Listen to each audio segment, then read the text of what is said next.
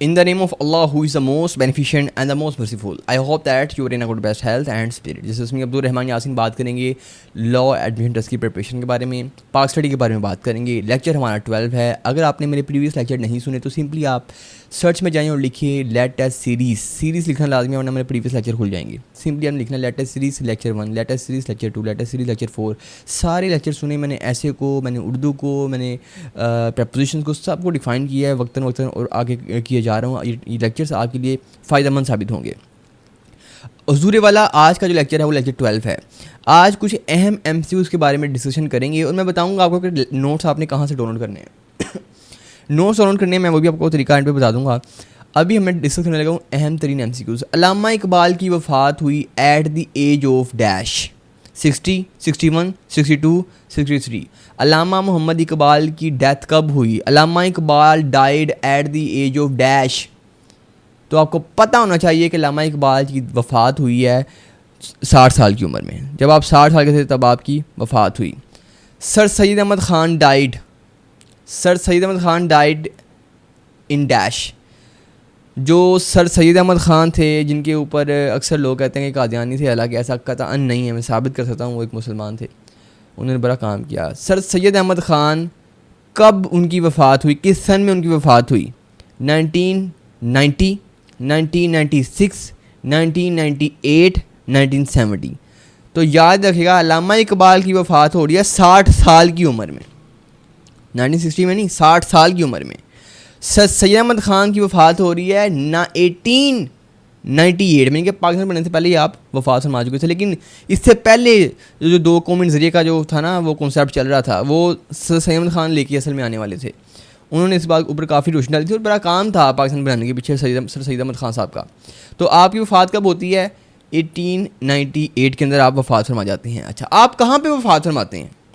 नहीं, आपको कहाँ पे यानी कि वो दफन किया गया?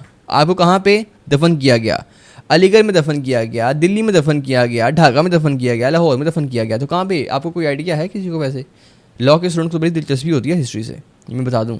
पाक स्टडी से तो बड़ी हिस्ट्री होती है, बड़ी मोहब्बत होती है, अक्सर तलबा को मैं समझ देखता हूँ कि नहीं है। सर सैयद अहमद ख़ान साहब वफ़ात फरमाते हैं 1898 में और आपको दफनाया गया अलीगढ़ में, यानी कि हिंदुस्तान में आपको दफनाया गया। अच्छा जी, वो कौन था जिसने अलीगढ़ मूवमेंट को स्टार्ट किया? Who start the movement of Aligarh? तो अलीगढ़ पहले स्कूल था, फिर कॉलेज बना, फिर यूनिवर्सिटी बनी। अलीगढ़ के जो मालिक हैं वो कौन है? सर सैयद अहमद ख़ान साहब हैं। लिहाजा जो अलीगढ़ की तहरीक थी उसको भी कौन लेके चले थे? सर सैयद अहमद ख़ान, ठीक है, नियाज़ी रहमतुल्लाह अलैह। अच्छा जी, sir Syed Ahmad Khan born, sir Syed Ahmad Khan कहाँ पैदा हुए? बोलो जी। लाहौर में, कराची में, दिल्ली में, मुंबई में। सर सैयद अहमद ख़ान पैदा हुए दिल्ली में। अच्छा जी, कब पैदा हुए? मैं वो बता देता हूँ आपको। सर सैयद अहमद ख़ान पैदा हुए 17 अक्टूबर 1817, 17 अक्टूबर 1817, 17 अक्टूबर 17 अक्टूबर 1817, 1817, 1817 में आप पैदा हुए। ये बड़े अहम MCQ है, मैं आपको बता रहा हूँ, ठीक है, लिहाजा आपने इस पर वो नहीं करनी लापरवाही। अच्छा जी, बाबरी मस्जिद का जो इंसिडेंट था वो कब हुआ? किसी को आइडिया है? बाबरी मस्जिद का इंसिडेंट कब हुआ? तो वो आपने याद रखना है 6 दिसंबर 1992 को हुआ। पाकिस्तान वर्ल्ड कप कब जीता? 1992 में जीता। पाकिस्तान में वर्ल्ड कप किसने जितवाया? इमरान अहमद ख़ान यासी ने जितवाया, ठीक है। अच्छा जी, which province of Pakistan is called queen of crop? Pakistan का कौन सा शहर है जिसे क्वीन ऑफ क्रॉप्स कहा जाता है? क्वीन ऑफ क्रॉप्स कहा जाता है तो ऑब्वियसली पंजाब को कहा जाता है, पंजाब। अच्छा जी, who control the management of highway? जो पाकिस्तान की हाईवे है इसको कौन सा इदारा कंट्रोल करता है? तो आपने बताना है नेशनल हाईवे अथॉरिटी कंट्रोल करता है। कौन? National highway authority control the highway. अच्छा जी, which city of Sindh is called city of mango? अंबाना शहर केड़ा है, ठीक है। कौन सी सिटी है सिंध में जिसे सिटी ऑफ मैंगो कहते हैं? वो मीरपुर ख़ास है, वो मीरपुर ख़ास है जिसे क्या कहते हैं? City of mango. आम का शहर कहते हैं। अच्छा जी। अगला एमसीक्यू हम डिस्कस करने लगे हैं। Which river is the largest river of Balochistan? Balochistan का जो सबसे लार्जर रिवर है वो कौन सा है? वो है हब रिवर, पुराली रिवर या हंगोल रिवर? तो याद रहे, Hingol river is the larger river of Balochistan.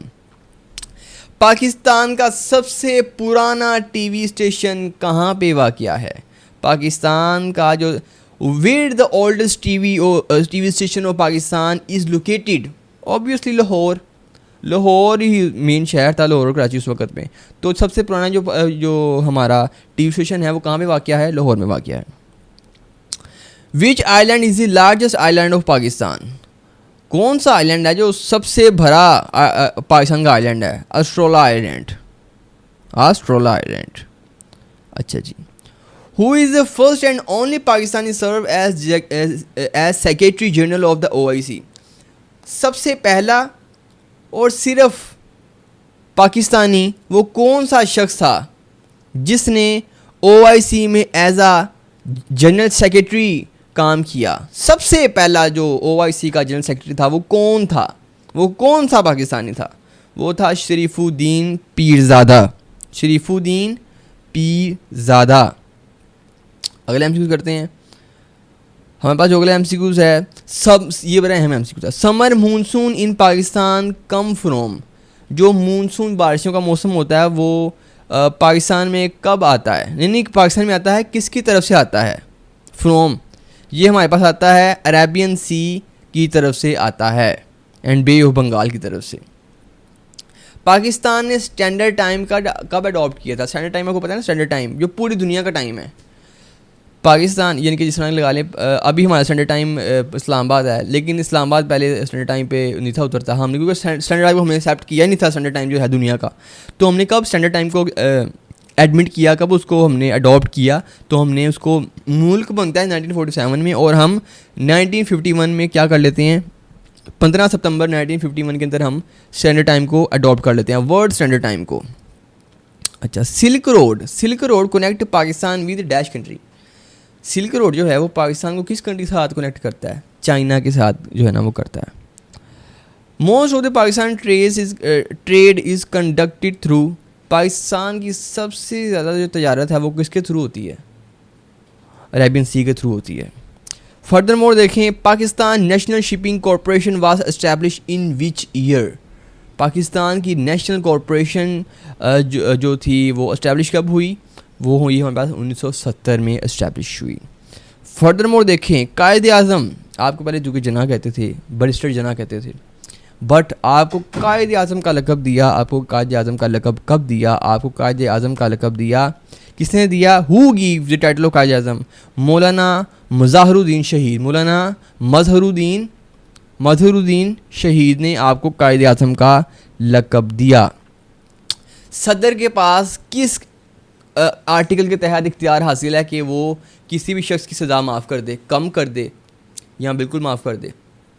यानी कि अदालत जो है उसको अपना उम्र कैद सुनाए और सदर 1 मिनट लगाए और उसकी सज़ा माफ़ कर दे।